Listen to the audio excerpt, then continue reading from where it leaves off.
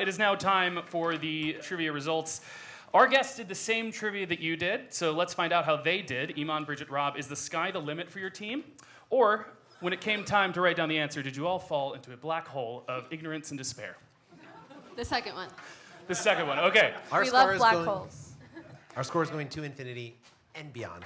Oh, wow, that's pretty good. And then back down. And then all the way back around. We'll finish at a real number, yeah. Okay, cool. But to 8. Whoa, pretty good. That's how many questions there are. Oh. Nice. All right, let's see. Oh my God. Guys, I gotta be honest, this is a low point for me because I've just realized that I didn't take the answers out of the trivia. So, we're all just, you guys don't look at the screen, okay?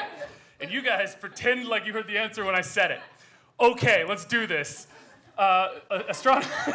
Astronomers searching for extragalactic fast radio pulses instead identified peritons, mysterious signals that eventually determined were coming from what household appliance on site?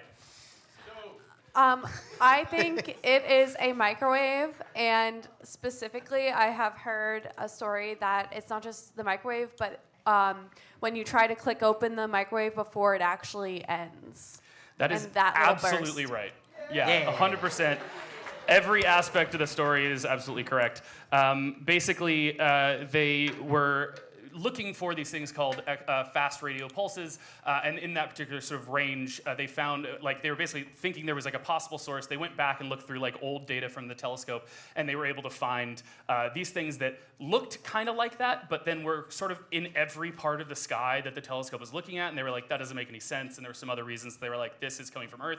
They didn't know if it was some sort of emission from like a plane or lightning strikes or whatever, and they eventually were able, in this paper, the actual astronomy paper, to identify that they were opening a 27-year-old microwave in the break room before it was done, and about half of the time it would emit this signal, which looked exactly like the thing they were looking for at the telescope. So that was a fun way that they were able to, like, you know, do some like forensic astronomy and figure out what was going on there. So again, don't look at the screen, because I fully fucked this up today. But the show must go on, and eventually I get to drink. So, true or false, astronomer Tycho Brahe's pet moose died after getting drunk at a banquet and falling down the stairs? Now, what's fun about this is there's so many pieces to this question. Any one of them could be false. Yeah, But actually, all of the parts are true in some way. We had a lot of deliberation for this reason. Because I didn't think that the moose was the one who got drunk. And we know Tycho Brahe died at a banquet. We have heard that before. Yes. And they had stairs back then. Yeah. We And have he the did technology.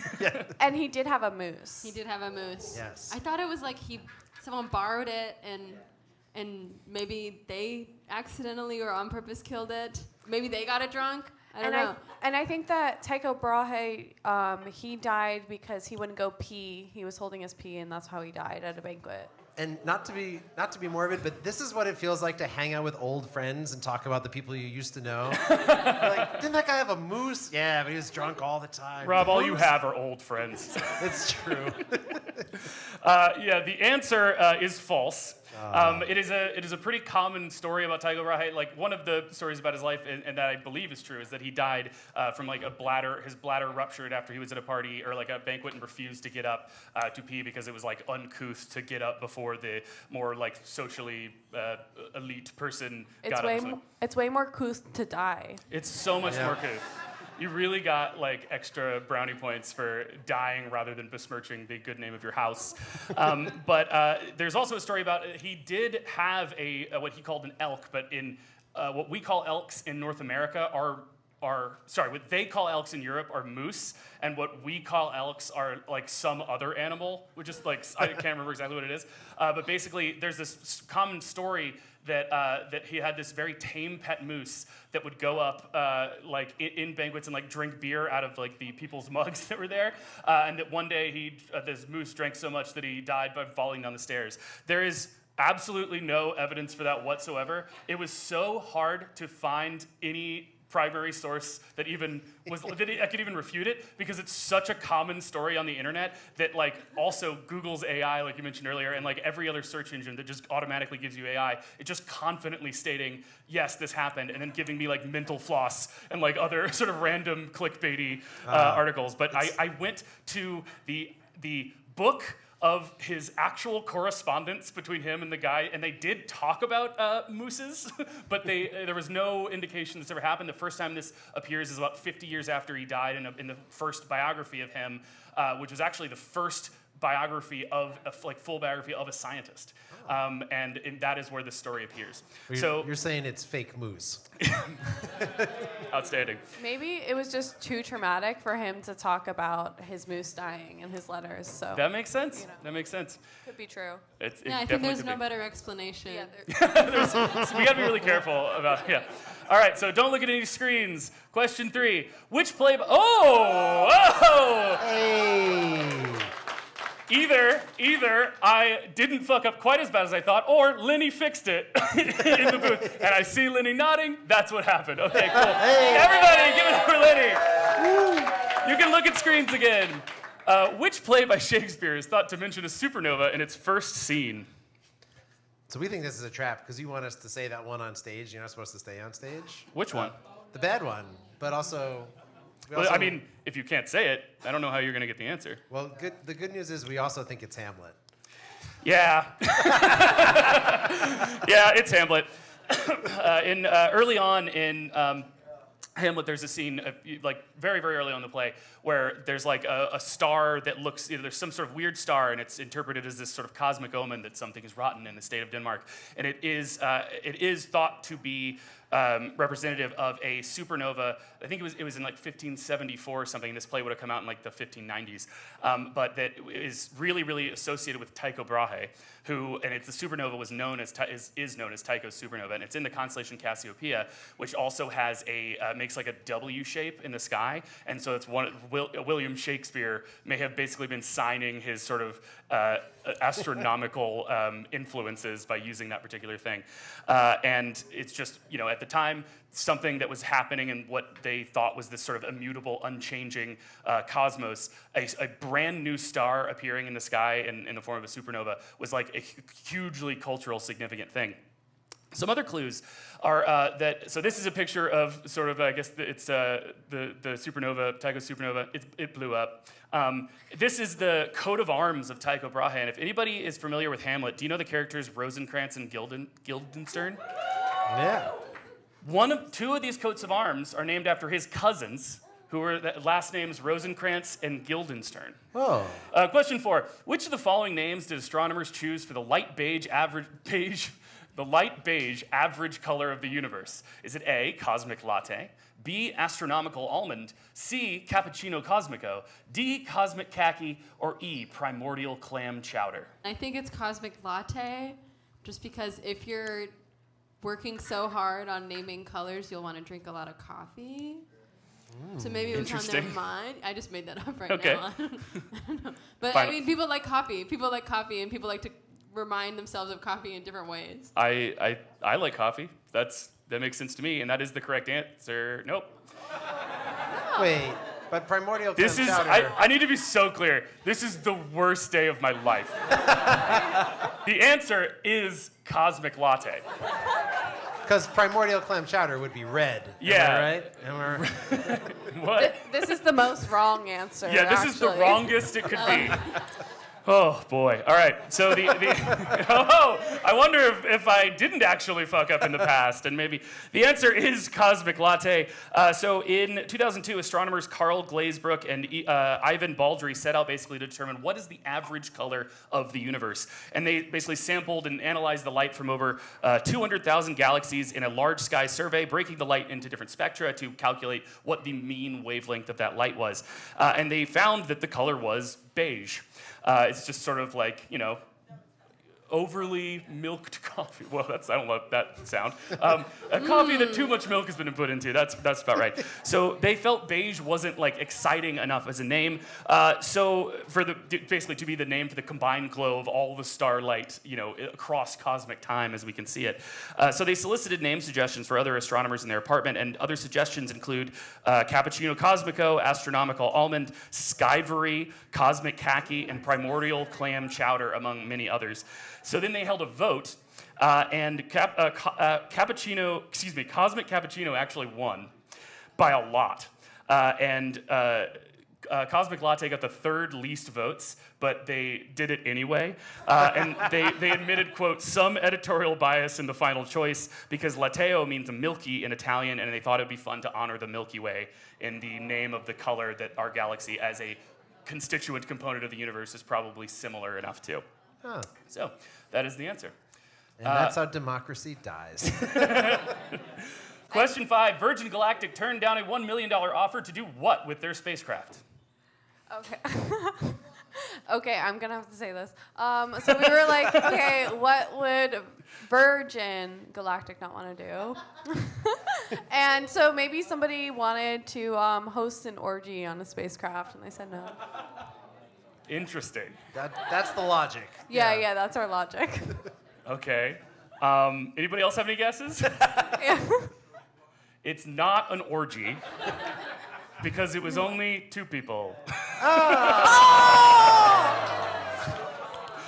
I think that's probably close enough. But what they wanted to do was, basically the Virgin Galactic in 2008 was offered $1 million to shoot a pornographic film aboard its suborbital spacecraft Spaceship Two. Will Whitehorn, who was the president of Virgin Galactic at the time, revealed they had rejected the deal, saying, quote, that was money we had to refuse, I'm afraid. Afraid of what? Going on to say later, this proposal to film sex in space didn't align with Virgin Galactic's values, first and foremost, chastity. We basically never found out exactly what company that was, but a few years later, Pornhub started an Indiegogo campaign to crowdfund $3.4 million to fund a similar filmed flight for fornication. And it was shut down when it only raised $236,086 and ironically failed to get it up. Hey. Imagine giving to a Indiegogo about porn. Like, guys, I hope you all immediately at the after party. Everybody look this up, and because there's like tiers, like gift tiers, and they're all insane. If you donate $150,000, they'll give you one of the spacesuits, quote, including the underwear. And it was just so fucking crazy. But it's definitely worth a read. And there was a very melodramatic thing when they didn't hit the number and they had to shut it down. So and just as a postscript, no astronauts have ever had sex in space, NASA claims sweatily. Claims. Although there have been suspicions ever since they sent married astronauts Mark Lee and Jan Davis to space on the shuttle mission, on the shuttle Endeavour in 1992. So Lee and Davis actually got married in secret during their years-long training and only told NASA right before they were about to go, when it was basically too late to switch anyone out without having a massive mission delay. And Lee and Davis got married, as I said, in secret. So NASA, which at the time didn't have a policy against this, they actually ended up letting it slide. And in fact, then they changed the rule after that. But interestingly, one of the... How did you see the next slide? Interestingly, one of the tasks that they had on that particular mission called Spacelab J was artificially inseminating frog eggs. So, because they were trying to look at how microgravity affects the sort of embryonic development. But if they had sex, it would have been really difficult because that's the sort of the consensus of the research is that it's actually gravity's doing a lot of the work. You would be surprised. And so an artist came up, a writer an and artist. just a true artist, like a real Galileo, not Galileo. Who am I thinking of? Picasso. Michelangelo? Yeah, Michelangelo. No, not that one either. Da Vinci. Vinci. Yeah. I forget her name, and there's a million papers, and none of them are relevant. She came up with this prototype that was basically has sort of like Velcro, and that you could like dock together. It's called the Two Suit. History Channel, because they had pretty much covered all of history, I guess, started a documentary series called The Universe, Sex, and Space, and paid to have this prototype made, and paid for her to go up in a parabolic flight thing on the Vomit Comet, or as it's also known, the G-Force One, and from now on will be known as the G-Spot One, because they, in this documentary, sent them up, and they had basically 8 different tries over these sort of brief windows of free fall to try to quote-unquote dock, and they did it once. So this was I guess, a successful early test for the future of our spacefaring civilization. This is probably going to need to be solved at some point, but, for now, who knows? Yeah, so the orgy sounds logistically difficult, I guess. Yeah. Maybe the more people, the better. Just kind of, I don't know. Just an idea. Somebody's closer at all times. Yeah. Make a chain. Okay. So, true or false, after Elizabethan astronomer John Dee beheld a total solar eclipse, he wrote, "No shadow clouds the sky above, and yet I weep as though 'twere night." So we're inclined towards true, except I couldn't help noticing that it's in perfect iambic pentameter, and I don't know if all British people talk like that, but like, it feels that John Dee would not have been an astronomer, but perhaps a pseudonym Noah made up for a real poet, and so we put false. And John D is only 1 letter away from John Doe. Wow. 2 letters from John Dee. That's exactly the kind of bullshit I would have pulled, but John Dee's a real guy. It is No false, way. but not at all for the reason you guys said, but that's fine. He didn't say this. What he said was, February 29th, the eclipse, a cloudy day. Eloquent. Which is exactly the experience that Em and I had when we went to Rochester for the total solar eclipse and saw jack shit. Oh my God. Oh, I'm so upset. But anyway, basically, John Dee's son also had a disappointing experience sort of looking up into the sky. And he was injured from, quote, his own wanton throwing of a brick and not well avoiding the fall of it again. Which is just, not... Another artist at work. He went on to become the physician to kings. Question 7, how can an eye doctor tell exactly what time you looked at the sun without eye protection during an eclipse? So we believe that there will be an imprint of it on your retina. That is exactly right. Yeah. From the shape of the crescent-shaped retinal damage, they can tell you what phase of the eclipse you looked at the sun for too long. So here's an example of a photo of a scar on the retina. And you can see that little notch out of it. Here's a little bit better picture accompanied with the sort of phase of the eclipse at the time this patient looked. I don't know if it's really, really clear on this image, but it's the same sort of chunk out of there. Basically, solar retinopathy is no joke. Essentially what happens is the light hitting the cells in your retina creates a chemical reaction that can then run amok and kills the sensitive cells that basically, where the sun was focused and create a blind spot. So a lot of what we know about how the sun can damage your retina comes from studies like this one, with a volunteer who had an optic nerve tumor, and basically the doctors were like, well, we're cutting out your eye anyway. Will you just stare at the sun for 6 days? Oh my God. And he was like, yeah. So that we know a lot more than we ever did before that, just because of this one guy who was getting this surgery to take out his eye and an optic nerve was just decided to do science a solid, which was great. So, final question for tonight. Which one of the following is not the name of a real celestial object or body? A, the Dark Doodad Nebula. B, the Wizard Nebula. C, Gomez's Hamburger. D, the Running Chicken Nebula. Or E, Baxendel's Unphotographable Nebula. So the only one that I think would be the name of a celestial object is the Wizard Nebula, which is why I think that's the answer, because you want to trick us. That's devious. Yeah, that one's too boring. Yeah. Gomez's Hamburger is definitely real. You think so? Yes. Yeah. All right, we'll find out. I think the last one, Unphotographable Nebula, someone was just really pissed off. That's really believable. Yeah. Yeah, well, I'm going to reveal the answer. God knows if the right one's going to be highlighted, so that is correct. It is E, is Baxendel's Unphotographable Nebula. was It the wasn't one I thought. photographable because it doesn't exist. There was an astronomer, Baxendale, who claimed that he had seen a nebula at this particular place. A lot of people tried to find it later, but the people are pretty sure there was some sort of weird reflection on his telescope. This is where it would be if it were real, which it is not. This is the Dark Doodad Nebula. Yep. Checks out. Makes sense. This is the Wizard Nebula. I don't know if you can see it. It basically, they say it's like a wizard casting a spell. You can see, like, in the blue, you can see, like, the hand, right? The Wizard Nebula. This is, say it with me, Gomez's hamburger. Yes. Exactly Okay. what we figured. And this is what is known as the Running Chicken Nebula. It really was hard for me to see. I'm going to give you an outline, and I got to say, I don't know about this one. I don't know what you mean. It's so obvious. It's also really inconsistent when you look up what exactly the shape they're referring to, whether they do this outline or just a few of the stars in the middle. Like they just nobody can really see it, and they're all just justifying it as like different parts. But one thing that's really interesting about the Running Chicken Nebula is that it has these sort of like little dark sort of dust and gas spots, and they're called Bok globules. So the Running Chicken Nebula has Bok. Bok, bok. Bok, bok. Bok, bok. Bok, bok, bok. Okay, now we've all learned something. All right, that is the trivia. How did you do? I think we're going to take credit for Orgy. Okay, so for what doesn't happen a lot, usually our team here wins. You did not win tonight. You were probably, I think, the second highest number of points. With 7 points, and the most points tonight, we have Team Rocket. Ooh. Great job, Team Rocket.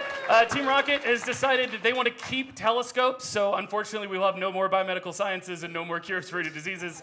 And Rob is out of a job. Don't sweat the small stuff. However, We already have them, you know. However, you will sweat because the small stuff will give you a fever. But at Facts Machine, we don't just award points to the teams that scored the most points. We also award points to the teams that learned the most. And tonight, that is, with 2 points apiece, the Scissors, We Used to Be Roommates, and Cosmos and Wanda. Give it up. They learned the most. Well, folks, that is just about all we have for you tonight. Please give it up one more time for my amazing guests and co-hosts who did an incredible job. Bridget Ayarachi, Iman Bebahani, and my co-host, Dr. Rob Frawley.